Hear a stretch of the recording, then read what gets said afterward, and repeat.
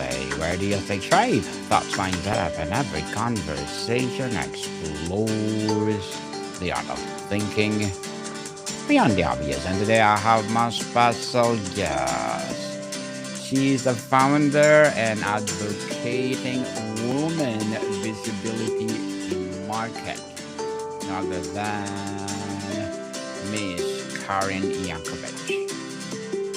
Hey, thanks for having me. Welcome, Miss Karen on Abstract Essay. And can you please introduce me more about yourself that I missed? Yeah. So I am a LinkedIn and PR marketing strategist.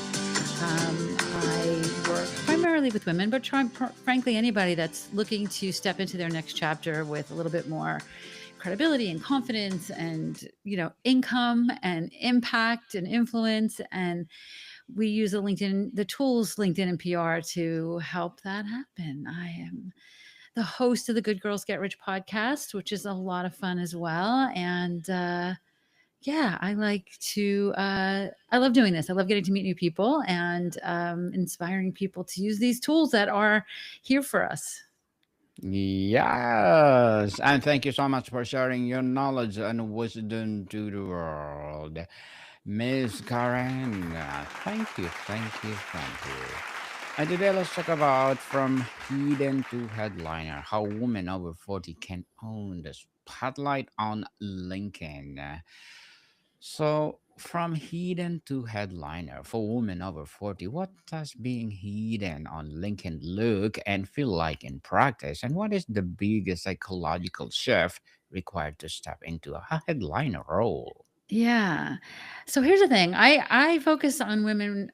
I have a lot of men that are clients, but I focus on women because I think women don't feel as included in this. Women, certainly women of a certain age have been taught to be seen and not heard, and all the things that culturally and systemically we were taught, right? And now we're realizing that our voices are important, so we have to unlearn some things and step into our next chapter with more confidence. And I think LinkedIn can help us do that, right? It's where we meet the kind of people that can impact our success, whatever success looks like for you. Yes, definitely LinkedIn.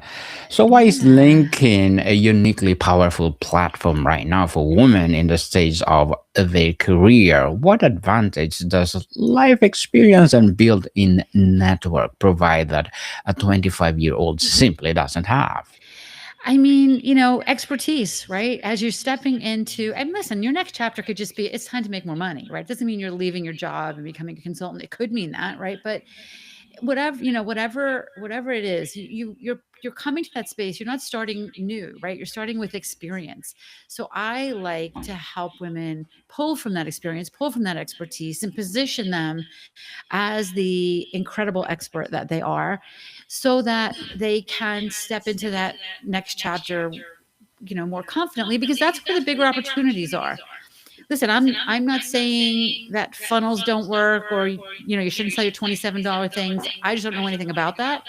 To me, I like to look for the big opportunities to create a brand that shows you as qualified to accept payments for those big fat juicy contracts, and use LinkedIn to meet the kind of people that can help you land them. And then once you're making some real money and you can start making the kinds of change in the world you want to make, you can start to pay people to support you in all the ways that you haven't been supported in the past decade. Yes, definitely. And Miss Karen, many accomplished women over 40 struggle with visibility guilt or the fear of seeming boastful.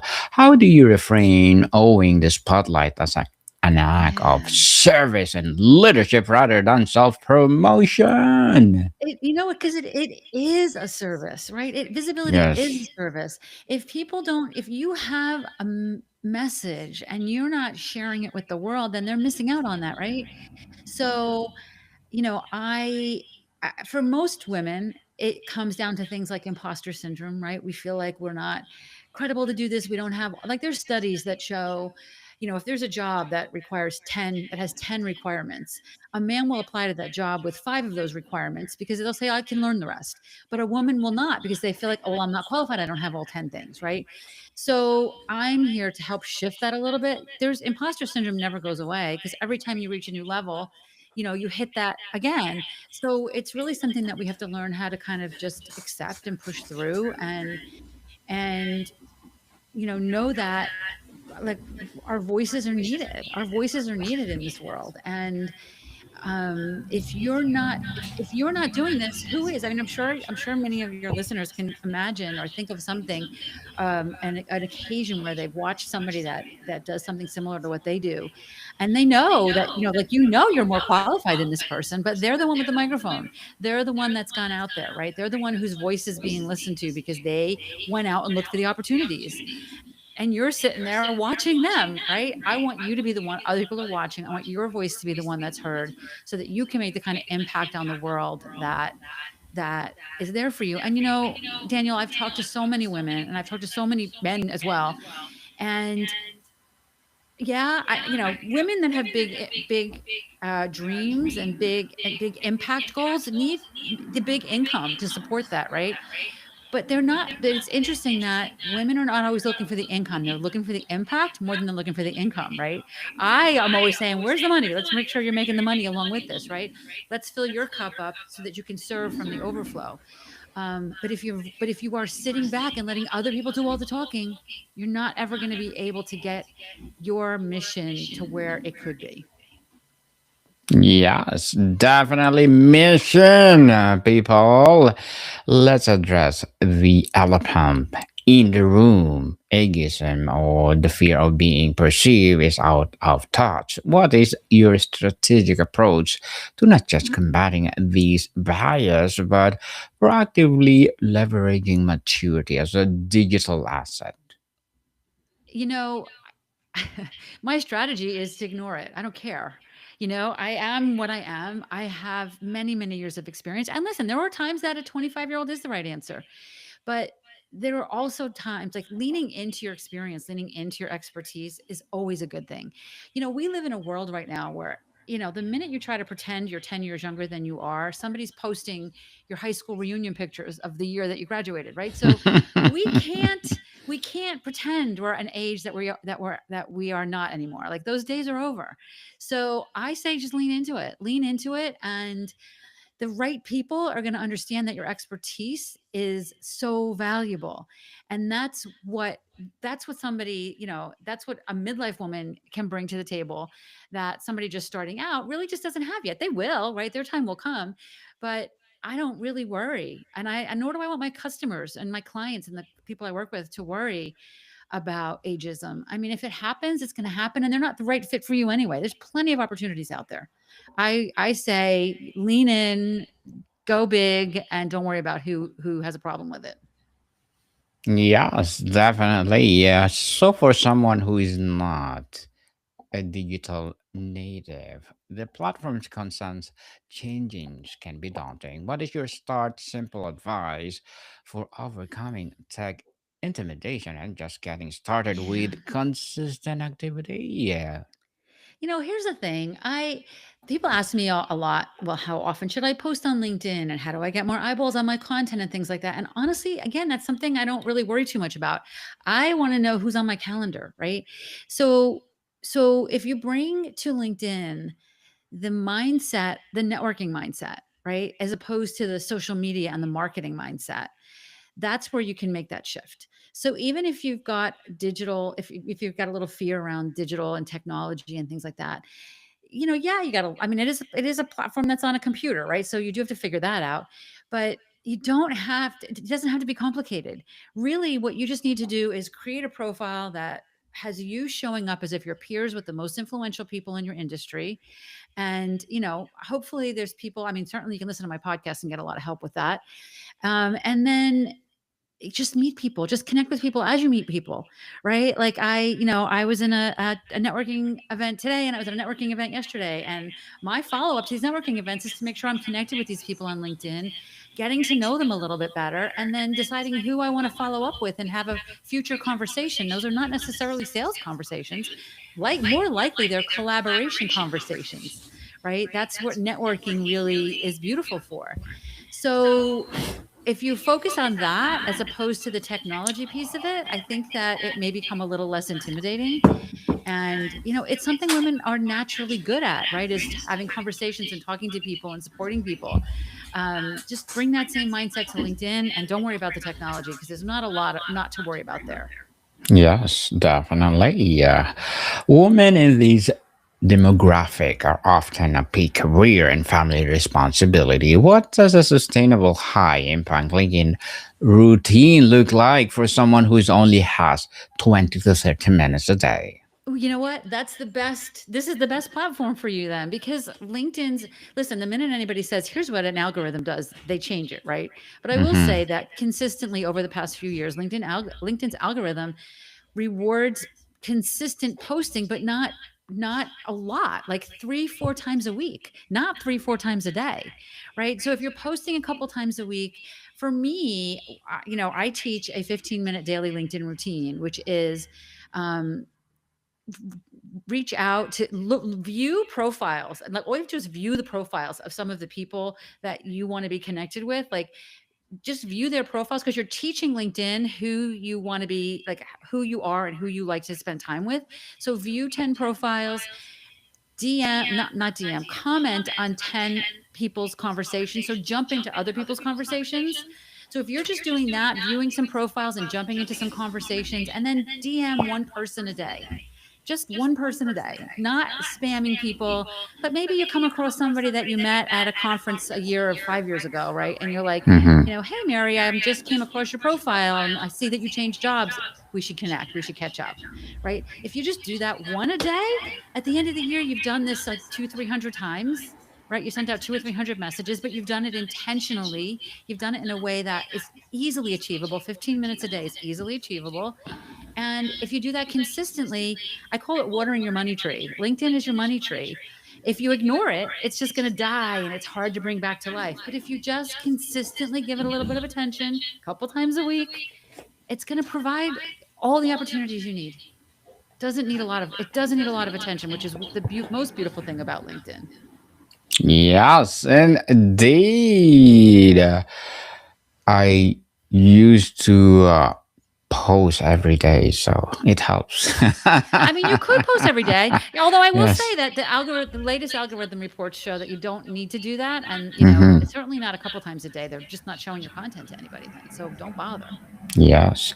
On strategy and practical execution, Miss Karen, beyond the basic resume, how should a woman over 40 strategically craft her linking about section and the headline to signal authority? Yeah.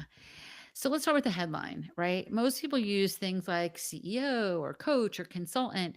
And in some ways you those are okay, but most people don't really care about you. They care about what you can do for them, right? So you want to create a headline and an about section that tells people who you are but makes it about them. For example, a headline that says, "I'm a financial planner and I have all these cool letters after my name that I've earned and you should certainly use there." Doesn't really help me. I mean, there's a lot of you out there. But if you say, "I'm a financial planner that help women over 50 create enough wealth to retire at 60," you say that in your headline, now you're telling me about you, but you're making it about me. And then I'm saying, like, "Oh, I need that, right? I want that." So when you're writing your headline, think about, you want to incorporate who you are, who you help, and how you help them. And then in your about section, first and foremost, make it in first person because you're networking with people, right? You're having a conversation with people. I had a conversation this morning with a woman who considers herself a super connector. Like she loves connecting people, and her LinkedIn about section was in third person. I was like, "What? This is such a disconnect here, right? You want to connect with people, but you're talking as if you're like a few steps away from them, right? So make it sound like you're talking to people. And again, tell me about you, but make it about me, right? And by the way, your LinkedIn profile is not about your products and services, it's about you. You are the job you have creating your LinkedIn profile is to let people think, "I want to know this person." not I want to see their products and services. LinkedIn is the place for you to network, not for you to sell your products and services, right? Yes, of course, there's places for that on your profile, but first and foremost, you need to make sure your profile is positioning you as an expert. And I like to describe it as like people think about their LinkedIn about section like it's their online resume. And the resume is all about who you used to be, right? Your LinkedIn profile should be positioning you for the person that you're becoming, for the person that you're stepping into, for the person that is moving into the next chapter, right? So that's what I want to see in your about section. If we're going to go a little deeper in this, I also want to see some great keywords here. What are people searching for on LinkedIn, which is different than Google? What are people searching for on LinkedIn that you want to come up as the search result? Are you a money mindset speaker? Whatever it is, make sure you're using those words, sprinkle those words in your headline and your about section so that when people are searching for that stuff, your profile comes up, right? And that's how we start to make this magnetic and how we get LinkedIn to work for us as opposed to us just spamming the world and hoping somebody calls us. Is spanning the world indeed. And what types of content tend to resonate most powerfully from this voice? Is it sharing hard won lessons, industry commentary, or stories of resilience, or a specific blend? Yeah, I think all of the above. I think all of the above.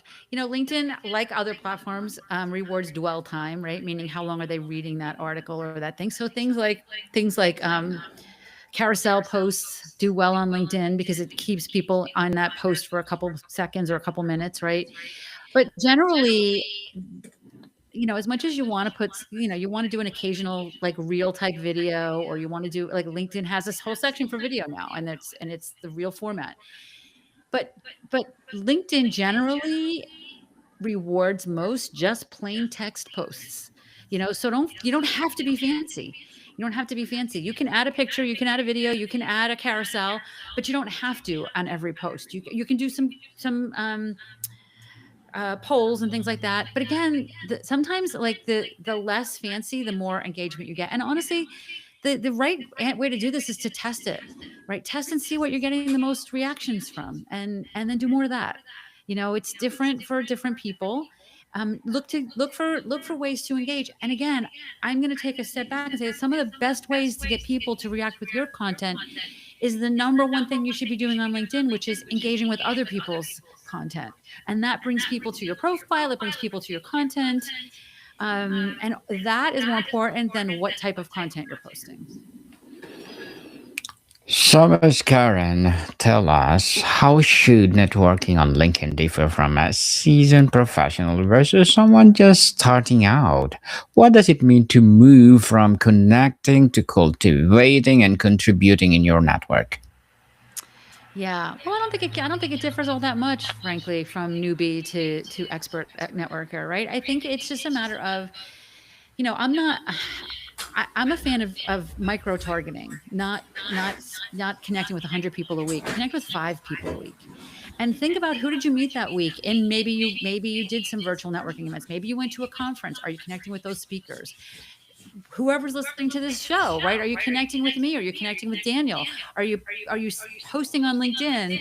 I just listened to the show with Karen and Daniel, and I learned this, and this, right? Intentionally connect with people that can bring value to your network in a micro targeted way, and look to actually cultivate those relationships. We're not looking to just have big numbers on LinkedIn. I mean, listen, if you look at my profile, and I hope you do, I hope you connect with me. I have pretty big numbers, but I teach this stuff, right? So everybody's connecting with me. You don't need that. You don't need that. Just a couple of people a week, and then deepen those relationships. Connect with if you're in the local market, connect with some of the local business like the fancy business owners locally. If connect with a huge tip here, connect with the journalists that write about what you do. If you're reading an article and you love the article, connect with the journalist that wrote the article and share that article and tag the journalist and bring them that value. I've had clients do this, and then the next time they wrote an article, they reached out to my client for a quote for their next article, right? So build relationships intentionally, but very in a micro targeted way. I don't want this to overwhelm you. If it starts to get overwhelmed, you're doing too many.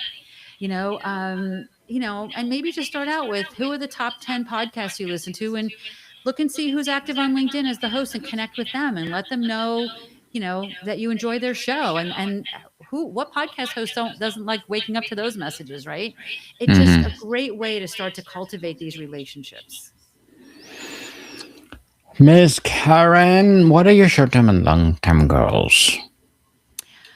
Ooh, okay. So, I think short term and long term goals are not a lot different for me. I want to help more people with this. I want to help more women with this. I just recently, in the last couple months, I had a big fat juicy package where I had mindset coaches and PR coaches and copy coaches, and we wrote your profile and we did all this hands-on one-on-one coaching. It was about $11,000 to take this join this program, and we just pulled it completely and flipped it into a $47 a month membership because I want to help more people with this. I think we're living in a point in the world right now where so many people are unsure of how safe their next chapter is going to be financially or even physically, right? So I want you to have control of your destiny. And that starts with how you talk about yourself and the kinds of people that you are connected to. So I want more and more people to understand the power of their brand and their network. And so we flipped it. And our goal is to now help as many people with this as possible.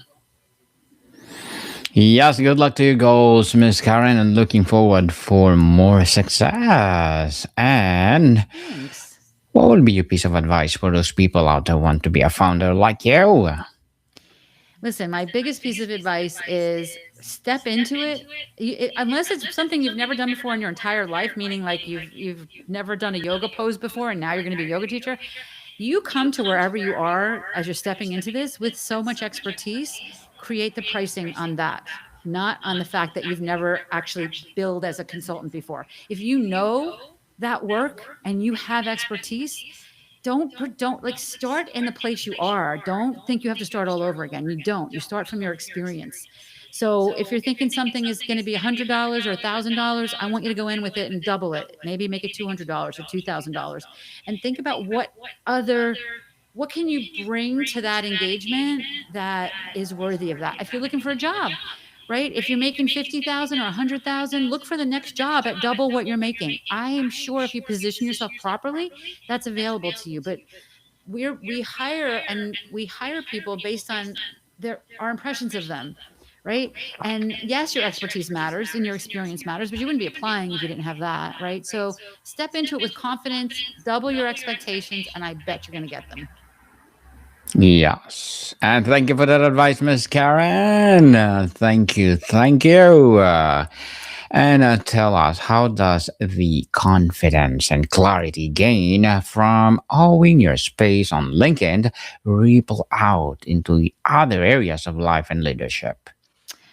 Well, I mean, listen, these are skills that carry into your life, right? I mean, the people that you meet and learning how to have conversations in a powerful way with people or confidently stepping into conversations carry into your conversations in your whole life, right? So I think it feeds your life. And frankly, I think that we also have an opportunity at this moment on the planet to create a career that feeds our life. Whereas 50 years ago, our parents were creating a life that was dictated by their career, right? They had to work, worked these certain hours. We now have the ability to have a career that feeds our life and feeds our ability to grow wealth. So I think that we're in this special place right now, and we should take advantage of it and be grateful that we have this opportunity and that we can create a career that builds the kind of life we want to have. Miss Karen, to wrap up our discussion for today, looking ahead, what role do you see seasoned women professionals playing in shaping the conversation on LinkedIn and in the broader professional world?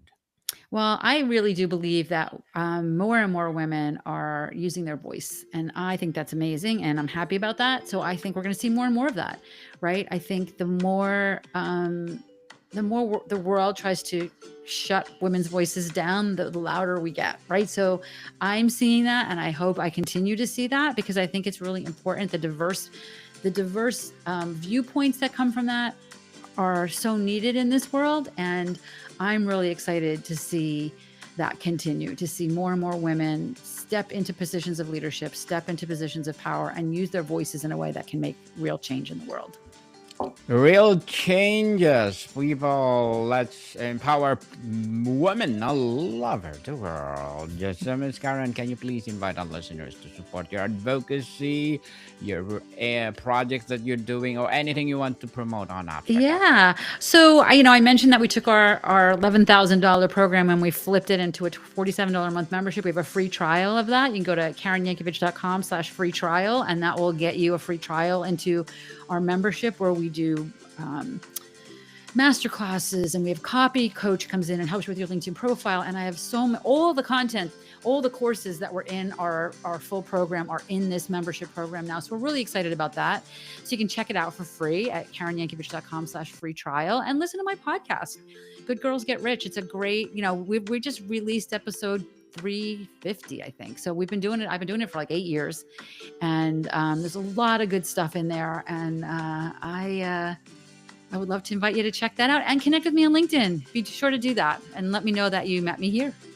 Yes, people, let's support Miss Karen Yankovich, because if you support her, for sure, more and more women will be empowered. So, Miss Karen, thank you so much for your time. Thank you for having me. It's been great. Likewise. More to come, people. See you soon.